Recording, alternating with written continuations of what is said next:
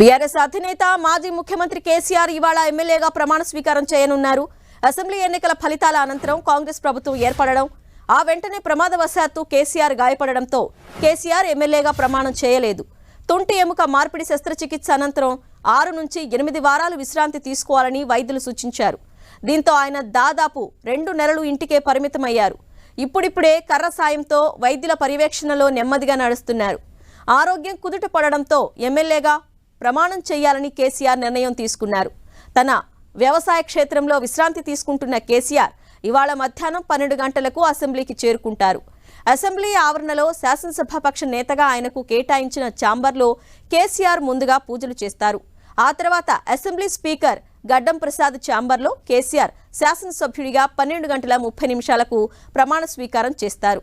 శాసనసభలో అత్యంత సీనియర్ సభ్యుడిగా కేసీఆర్ 8వసారి ఎమ్మెల్యేగా ప్రమాణ స్వీకారం చేయనున్నారు. కేసీఆర్ 1985 నుంచి 1999 వరకు వరుసగా ఎమ్మెల్యేగా ఎన్నికయ్యారు. 2001లో శాసనసభ సభ్యత్వానికి రాజీనామా చేసి మరోసారి సిద్దిపేట నుంచి ఎమ్మెల్యేగా గెలుపొందారు. తెలంగాణ ఉద్యమ ప్రభావంతో 2004 ఎన్నికల్లో సిద్దిపేట ఎమ్మెల్యేతో పాటు కరీంనగర్ ఎంపీగా పోటీ చేశారు. 2 చోట్ల విజయం సాధించడంతో ఎంపీగా కొనసాగేందుకే కేసీఆర్ నిర్ణయం తీసుకుని ఎమ్మెల్యే పదవికి రాజీనామా చేశారు. 2009 ఎన్నికల్లో కూడా మహబూబ్ నగర్ పార్లమెంటు స్థానం నుంచి ఎంపీగా గెలుపొందారు.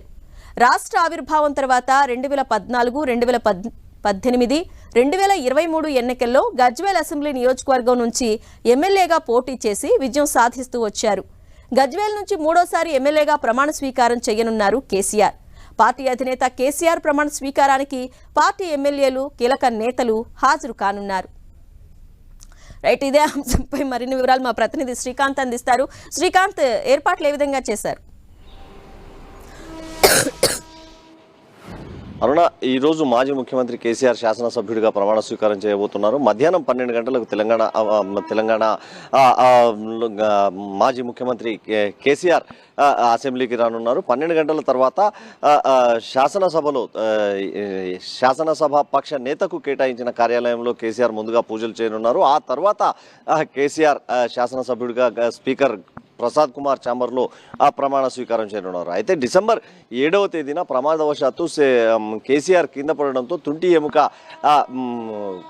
మార్పిడి శస్త్రచికిత్స జరిగింది. ఆ తర్వాత 6 నుంచి 8 వారాలు విరామం తీసుకోవాలని వైద్యులు సూచించడంతో ఇప్పటి వరకు విరామంలోనే కేసీఆర్ ఉన్నారు. విశ్రాంతి తీసుకుంటున్న కేసీఆర్ ఈరోజు ప్రమాణ స్వీకారం చేయాలని నిర్ణయం తీసుకోవడంతో ఈరోజు ఇందుకు సంబంధించిన ఏర్పాట్లు అసెంబ్లీలో పూర్తయ్యాయి.